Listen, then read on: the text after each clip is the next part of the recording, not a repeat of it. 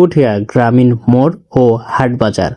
পথের মাঝে মাঝে ছোট ছোট গ্রামীণ মোড় বা বাজার পড়ে। সেখানে মাটির চুলায় চা বানানো হয়।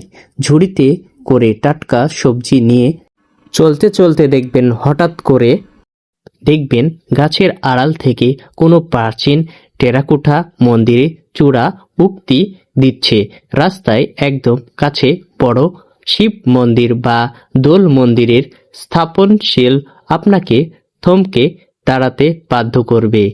ইটের লালচে রং আর লতাপাতার সবুজের মিশ্রণ চোখে প্রশান্তি দেয়। পুঠিয়ার বৈশিষ্ট্য হলো এর দিঘি।